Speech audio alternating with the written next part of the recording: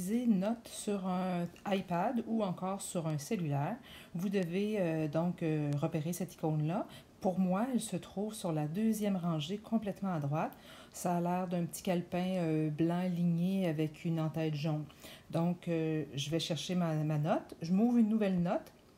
Et dans le bas, complètement, il y a une petite caméra. Donc, je vais appuyer dessus.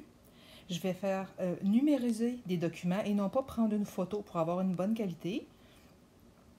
Et là, je place dans une place où c'est bien éclairé quand même, là, mon iPad ou mon cellulaire au-dessus du document que je veux numériser. Ici, il s'agit de mon renouvellement pour le Musée des Beaux-Arts à Montréal.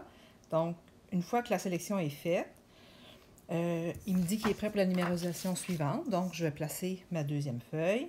Ce serait comme le verso de mon affaire. La numérisation, elle est faite. Fait que là, c'est fait. Pour moi, c'est réglé. J'enregistre les deux.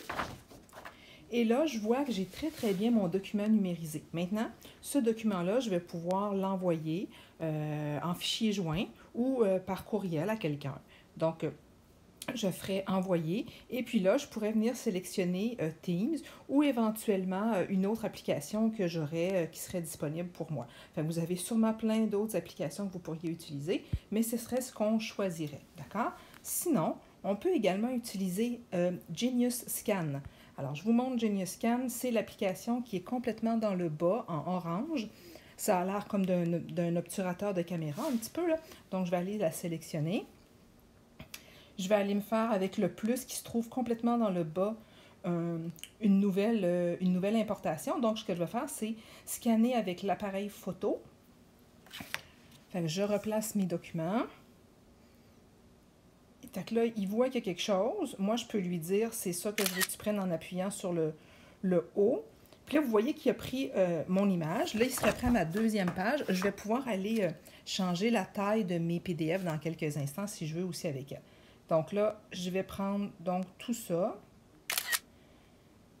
Et là, je vais pouvoir aller modifier mes affaires s'il faut. Fait que là, je fais OK pour dire que je l'ai déjà pris. J'ai, vous voyez, mes deux PDF. Maintenant, je peux, avec la petite baguette magique qui se trouve dans le bas, adapter, rogner le format de mon affaire.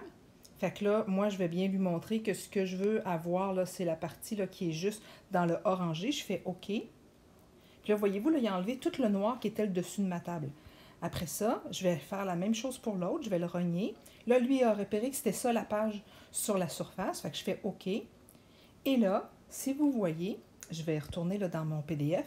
Mon PDF, il est super beau. Il est lisible, je vois bien. Puis si ça serait une feuille d'exercice que vous avez imprimée et faite, elle serait aussi très belle. Mais c'est sûr que ça vous prend un lieu où vous vous êtes organisé pour que je vois les affaires. Fait qu'allumez les lumières chez vous et faites ça sur une surface qui n'a rien, là, pas de motif, pas de nappe, juste la table chez vous, ça devrait être correct, ou le dessus du comptoir. Maintenant, si on vous allez dans le haut de la page où je me trouve présentement, vous voyez la date de ce matin. Donc, vous cliquez sur ça et vous pouvez renommer le document. Donc là, par exemple, tu m'enverrais tes choses, puis tu dirais c'est mon devoir sur telle affaire. Ça va? Fait qu'ici, tu pourrais écrire devoir, je sais pas moi, C. Fortier. Parce que tu t'appellerais C. Fortier, puis tu m'enverrais ton devoir, d'accord? Puis à chaque fois, quand tu l'as bien renommé, ça va être possible pour toi de me l'envoyer. Donc, si tu vois dans le bas de l'écran complètement, il y a le petit carré avec la flèche qui dit que je peux envoyer ça à des gens. Donc, je peux envoyer ça vers des applications, dans des mails. Et vous voyez, vous pouvez l'envoyer dans Teams et vous pouvez aussi l'envoyer dans plein d'autres applications que vous avez.